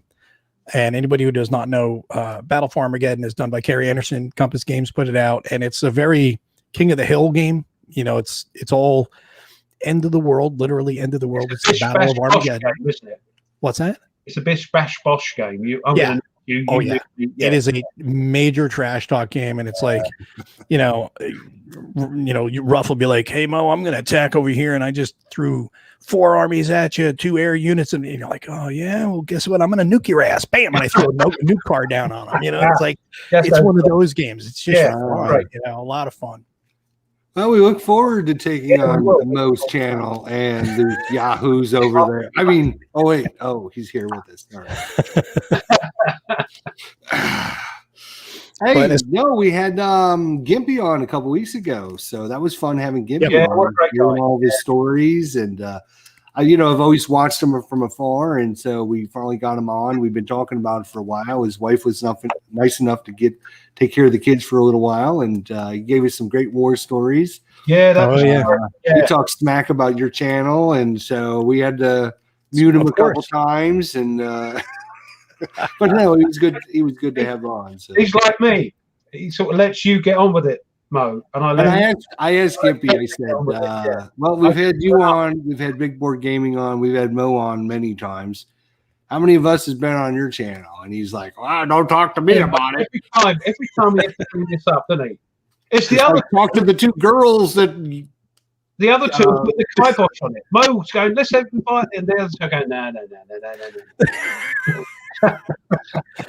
Well, one of these times we'll have you guys on, maybe individually, if we can't get you all 3 on. It depends timing too, because our show is on Tuesday evenings, so I don't know if that'll probably be difficult for Dean to get on. Oh, I'll stay up. I'll put my 90 on. Okay. Yeah, he'll stay up. Oh yeah, it's after dark. A couple bottles of wine and he'll be up. Come on. That would be funny as hell. He'd be sitting there with a nightcap on and all. I'll have my gym jams on and my company tour. Mo gets Kev and Gimpy in his corner while Jesse has to carry off and Donnie. Yeah, I know. Wow. I know. That's what I'm saying. I know that's what I'm saying. Gotta carry him. Thanks, Jess. Yeah. Oh, Did you see? We had a great time with Mike Buttercello. Butter jelly. And playing Wolfpack. What'd you think about that world premiere? I know you were trying to hog that from us because Mike said you were trying to get it from us. But. No, I did not. What was going on that night? I did not get to see it. I can't remember what it was. That was a lot of fun. That's a nice co-op. I didn't get to not one of these trash talkers, though. Again, I didn't get to see that one. I didn't get to see it because I either had hockey that night or something. I know something else was interrupting and I couldn't see it because of that, but I wanted to check it out because I like the whole idea of Wolfpack, of the submarines. I love subs. So I still want to see that because I've not seen it. Again, it's very abstract. Like Atlantic Chase, it's abstract. It's not sticks though, right? It's not. Oh, come on. Give it a chance. You wait. For God's sake. Good job, Jeremy's not on here. But it's abstract. I just gotta say it. But, it was a lot of fun, but it's a co-op. You try to beat your score, but you're also trying to help your players. So you're trying to be the best U-boat commander. How does that work as far as being in a wolf pack in that game? I mean, can you communicate? Yeah. Well, Okay, so you know. There is rules about that. We didn't really follow the rules. Kind of, we were, because we're doing Vassal and stuff, so it's Yeah. hard to really do that remotely. But I mean, you're trying to line yourself up to get the best shots, and you could take out somebody else's. But since the way we were playing, we could see what everybody else was doing, so it was kind of hard because we can only share one screen. So it wasn't like I was going after a ship that I knew Ruff was shooting at, because I knew what Ruff was shooting at. So, but it was good. It was a good time. But we also did the tank duel thing. We thought, if we can't get the Battle for Armageddon going, we can always do the tank duel thing. I've not played that yet. I wanted to play that at con. I was going to play it, and I ended up getting to a local con, CSW Dallas. I was going to play it last year, and I ended up getting there. Game was supposed to start at 9 o'clock. I got it at 9:05. Every other game in this con, people were showing up 10, 15 minutes, 30 minutes late. I get there at 9:05, and they were already started. I was like, guys, I told you I was going to be here. Why didn't you wait? Why didn't you wait 5 minutes? There you go. That says it. It's a great game when you've got a group of guys or girls. It's just bonkers. It's great. So what Mo's telling us is that he's literally late for everything. Not everything, just the things that are. Well, today I'm actually busy though. I'm always busy. I'm pretty much on the go 7 days a week. But as you can see, I mean, I got up and I went looking for dogs all morning, then lunch, and then here, and then as soon as we're done here, I'm going to be getting ready and head over to the arena for the game tonight. And then tomorrow, I think I'm going to probably take off. Even though we got a game, I'm probably just going to not do that broadcast tomorrow night or tomorrow afternoon, because I'm like, I think I need a day off. I got stuff I got to do around here. Right. Yeah, it starts to build up, doesn't it? It does. It Do does. you play hockey, or you go to like your local team? No, I don't play anymore because I can't, with my back, I can't play anymore. So I just do the broadcast stuff for the local ECHL team. So that's not cool. Yeah. Awesome. I'm a big you're the man on the mic, yeah? Yeah, I do the color commentary. Out and saying so and so's passing the doodah and what's name? Oh, he's taking a shot and kind of, sort of. Well, the play-by-play guy does that. I've done play-by-play too, but to fill in for him. But generally, I do the color. So Tommy will do the play-by-play of the game, and there you go, Blue.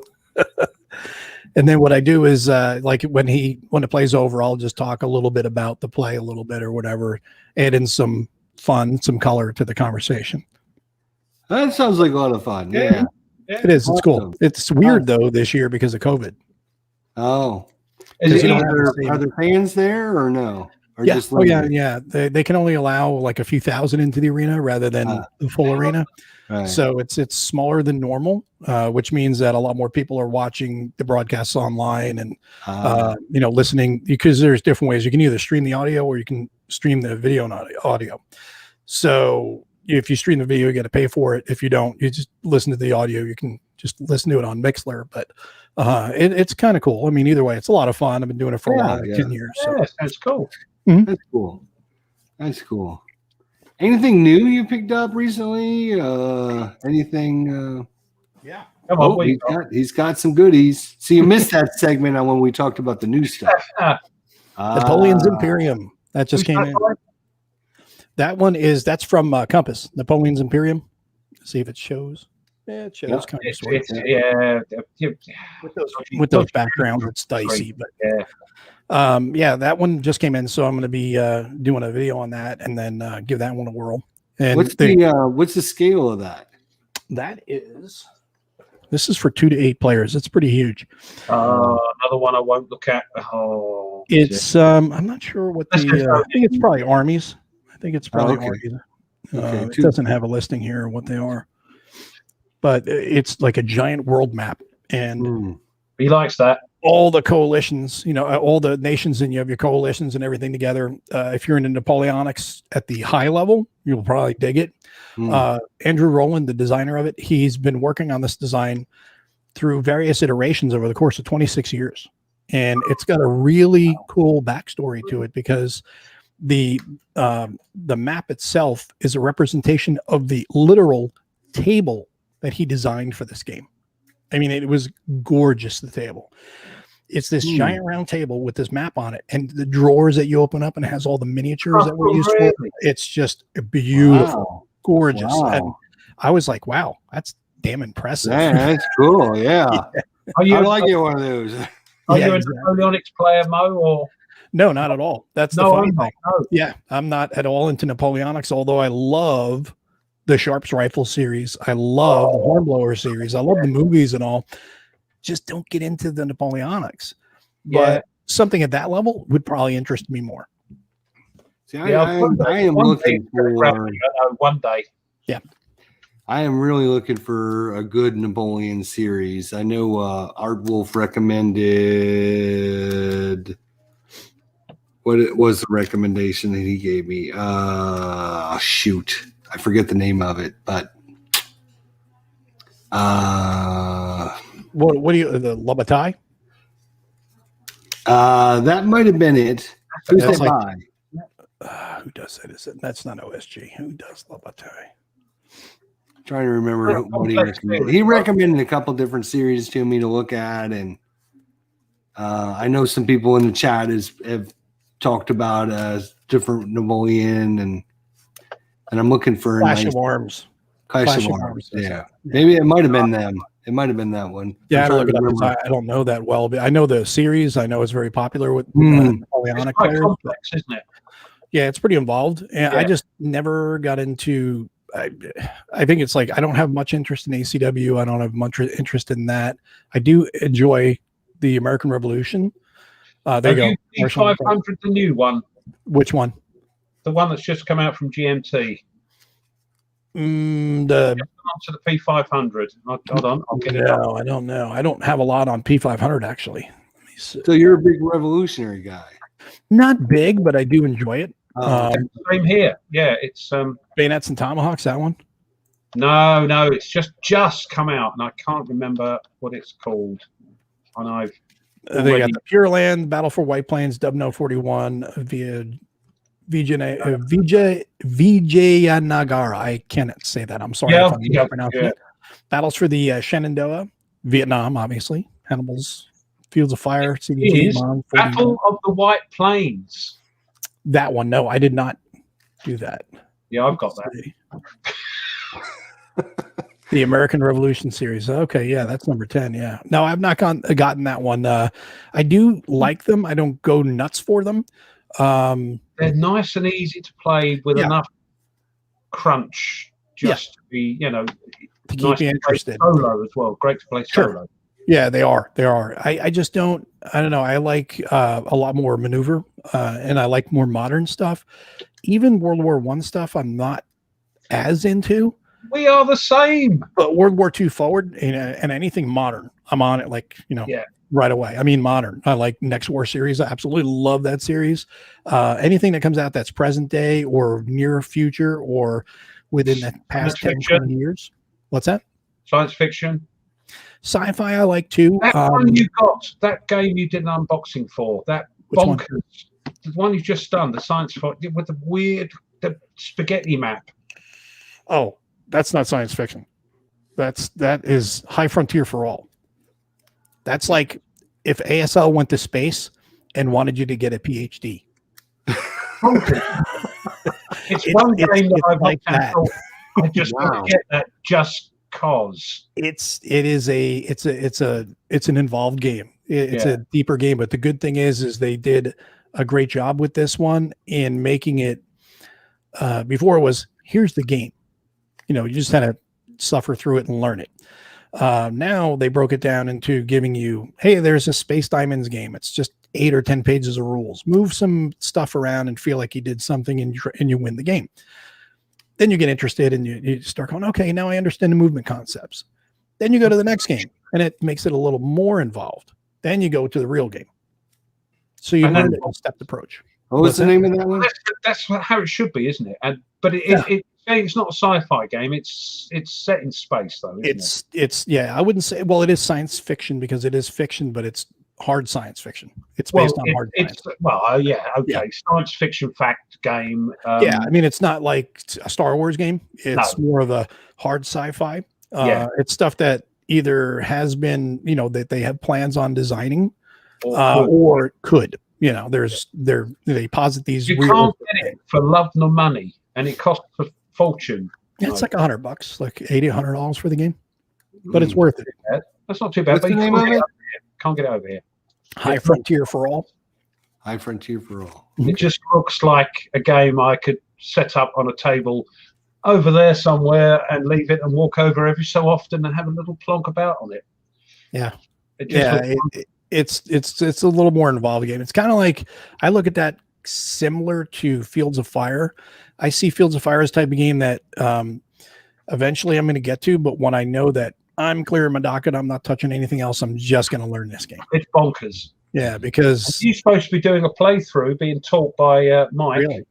really, Yeah. Yep. I'm waiting to do that. Butter Jello is going to going to be doing a tutorial with me. Butter Jello. Don't insult the man, for goodness sake. Might correct him on that. We know what it is. It's just we do the same with Herman. Herman Lutman and Mike Lutman. Porter. Yes, I didn't need to Butter wear Jello. my Herman Lutman shirt today. Yeah. So.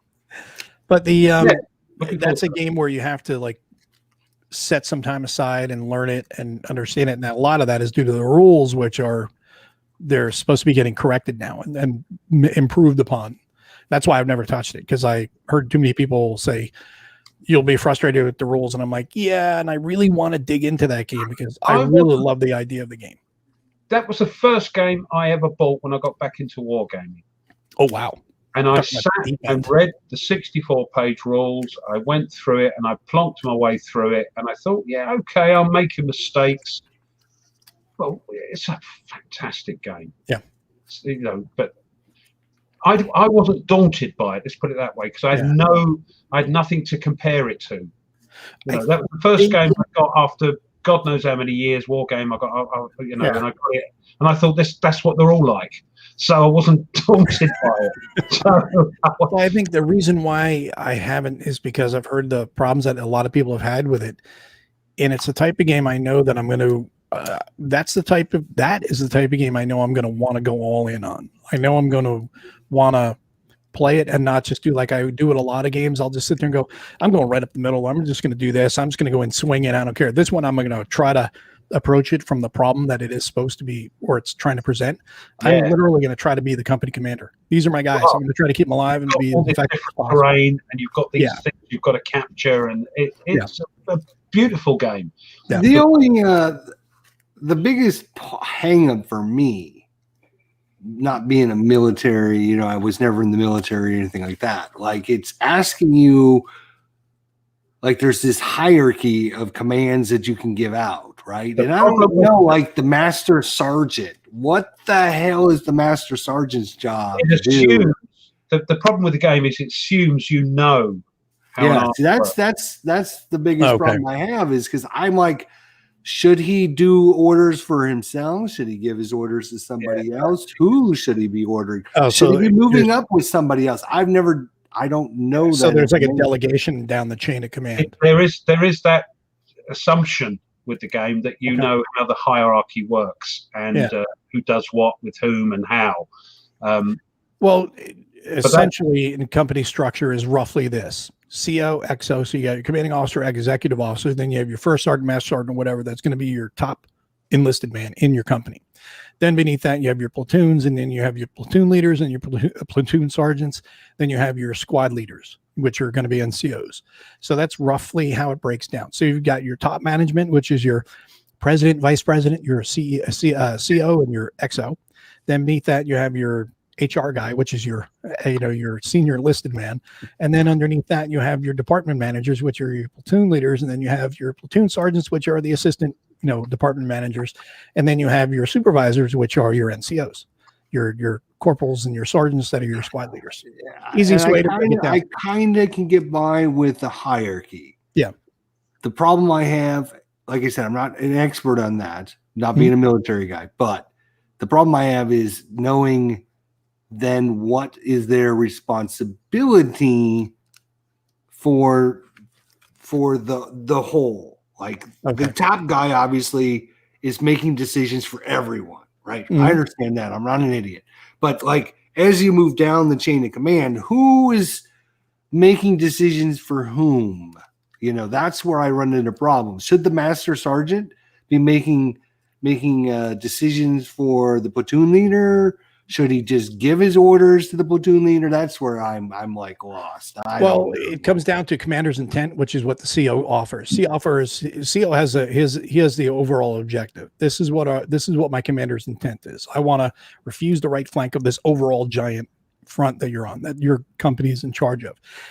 Then you'll break it down from there. Okay, even though you got the right side of the overall company line, for example, you're going to break it down further. In your 3 or 4 platoons that you've got, everyone's going to have a left, 2 in the middle maybe, or 1 in the middle, 2 on the left, 1 on the right, something like that, or 2 on each side, however you want to break it down. And then you tie them in together. 1st and 2nd platoon will be tied in, 3rd and 4th will be tied in, 2nd and 3rd will be tied in, or you may have 1st, 2nd, 3rd, and 4th, and then or 1st, 2nd, 3rd platoon, and then the 4th, which might be like a headquarters company. They may be like a mechanized team where they've got some infantry and mech. I mean, there's a lot of different variations of it, depending on how you want to do it. And I don't know how it works in the game, but if they've got a radio, or you put telephone lines down, or no, you've got to get in a Jeep and go and tell that guy over there that you want exactly. That's all in the game. Wow, that's cool. Because I mean, communications issues are problematic. Right. We take it for granted because we see in the movies all the time, Jack Bauer is in the middle of, thing and they hack into the thing and they can turn off the alarm in 3 seconds and they can send the stuff to his phone or his watch. This guy's got the info that you want, but he's had to hide. Exactly. So he can't give it to the guys over there hiding. That's all in the game. Because the thing is, okay, you got radios. Well, guess what? Their platoon's radios just their batteries are dead. And then your comm wire got cut in the last artillery attack. Now you have no communication. You got to send a runner down there. Yeah, you got to send a runner to 2nd platoon. They got to send somebody over to 1st. They've cut the telephone wires. You've got to send someone out to repair it. Exactly. It's the game. It's bonkers. That's cool. That's cool. That's all in the game. That makes me want to play it now so much more. I just hope that they get that rule. Your platoon leader can move up your platoon, but you can also, your platoon leader can separate your platoon into the different companies and then just tell one of the companies to move up. So I'm like, sure. Okay, so it makes sense, but when should I be splitting my platoon and spending an order on splitting my platoon? Because you only get a certain amount of orders to use. And once when you put them out there, like if you split up your platoons, you split them up into squads. So you can like set up OPLPs out there, things like that. Observation post listening, OPLPs, observation post, listening post. You've got all that early warning. Sending the dubris. Yeah, you've only got a certain amount of orders that time. Oh wow! Right. Yeah. So like you roll for your orders, right? Say your platoon leader, first platoon always got 1 order, so your platoon leader can only give 1 order. So his order could be move up. One section of his platoon, or it could be move up the whole platoon. He only gets 1 order though, so that's where I run into problems. Yeah, because I see some people, I've watched some videos and people playing it, and it looks really interesting. It's just understanding that whole complexity, not coming from somebody that's ever done it. I never was in the military, and I can understand the hierarchy commands as they fall down, but well, that's the thing. It comes down to delegation. I mean, like I said, a company commander has the commander's intent, and then that gets disseminated to the platoons, along with here's what I want overall objective. First platoon, you're in charge of this. 2nd and 3rd, whatever. Everybody's going to be in charge of different segments of the plan, and then it's up to the platoon commander how they want to enact their orders to best effectively use their platoon to carry out the commander's intent. And then you will coordinate with other platoons. You pass it on back, and then it gets kind of coordinated back down, making sure you got all the stuff you need for the XO, and then your master sergeant, your first sergeant, whoever will make sure you've got everything you need, and then we'll make sure that everything is being carried out for the commander's intent for the company commander. It's been a couple of years since I've played it, so I could be fun. Yeah. It seems pretty interesting. It's just delving in, and Mike's supposed to help us out. And I'm looking forward to that. That'd be nice. Mike Butter Jelly. Yeah. Butter Jelly, that great designer. Yep. So he's supposed to be hooking me up sometimes. So excellent. It should be a good time. He's going to teach you the game, or you're going to play it, and he's going to be teaching you. We're going to just do like a mission where I'm in charge of like 1 platoon. He'll be in charge of everything. Oh, cool. They just teach you the game. It's like the way Blue Tweezers taught me bits of Atlantic Chase. I knew nothing when I went into it. Like, you know nothing, and Mike will sort you out. Don't worry. Nice. Yeah. You're gonna We're stream looking that, or forward. you're gonna record it. We need to get Mike to teach you some tank duels so we can get a little battle going. Roughing his yellow tank. Yeah, I mean, I had it, and then I was like, you know what, this is going to be too much for a solo game. It's just going to take up too much room for a solo game. So I ended up trading it away for something else that would fit, because I was like, that really requires multiple people to be enjoyable. And I'm just never going to get that opportunity here. So I was like, I'll play someone else's copy, and I traded for something I could play solitaire. And that, I think, is the way I described Tank Duel is it's like a Wargamers social game. Like, you have a social deduction games and stuff that Euro players play. Tank Duel is the game that you can get 4, 5, 6, 8 people together with, have some beers, and then talk trash and throw just tank rounds at each other. Destroy my tanks, basically. Yeah, I mean, it's one of those casual fun games, like a beer and pretzels game with a group. There's enough in it as well. There's enough tactics and strategy in it. But it's great fun. Just the strategy and which card to play, when to play. You're vying for initiative by having the lowest initiative card. But if you use one of your good cards for initiative, then you don't get to use it for something else. Sure. Well, I mean, there's some strategy in there. You have to weigh your risk versus. But it's mostly just shoot your friend in the face and laugh at him. Exactly. That's the way Mike described it to us. So we're like, let's do it. Hell yeah, man. Not like throwing steel down range. Mike says you can join us. Yeah. When you guys playing, you can join us. I think he was replying to when we were talking about doing the Fields of Fire. Sorry. So that'd be cool. That sounds good. So we're gonna wrap up things. It's already been almost 2 hours. Can you believe it? Wow, that is, time flies when you're having fun. So, good crowd today, real lively and active, and a lot of our familiar guys. So we appreciate everyone showing up. We do, and we appreciate Mo making the big quick substitution for us. So thanks for having me on, guys. Yeah, it's always fun to have you on. So what's coming up? Do you have Whiskey Charlie this week, right? No. Unfortunately, I'm not going to be. I'm going to be busy for the next couple of weeks because, like I was saying, with COVID, the hockey schedule's all jacked up. We've got we had hockey this week, Tuesday, then we have last night, tonight, tomorrow, and that's the way it is for the next 2 more weeks after this weekend. So it's going to be 12 games over the span of 18 days. Wow! And because it's compressed, they right. They try to get them all back to back. Yeah. They're trying to jam out 72 games before June and then start playoffs and have the playoffs done by July 3rd and then start the regular season back up in October. So it's crazy. Wow. That's keeping you busy. Wow. That's awesome. It's been crazy. So that's going to be doing. So we probably won't be doing Whiskey Charlie till next month. And then next month we've got, Harold's got his convention, the SD Historical Games Convention next month. And then the month after that is the Armchair Dragoons Convention that we'll be involved in as well. And we'll be doing some interviews. What's that? They haven't asked us, have they, Chester? Not yet. I have to check my email. I'm sure they're probably emailing me. But, we're going to be doing some stuff there. And hopefully, we'll have a copy of Battle of Armageddon in time for June. And then I can nuke your ass and stop, so I can stop listening to you whine. I can nuke you. I'm waiting for it. I'm waiting. Whenever you get around to it, that would be awesome. We would love to have a little competition going on. I think it'd be fun. I think it'd be fun. It would be fun. And like I said, if that doesn't work out, we could always try for Tank Duel or something. So. Sure. Yeah, we'll figure out something because hopefully, Battle for Armageddon, I think would be fun because it would be one of those things where we would warn everybody ahead of time.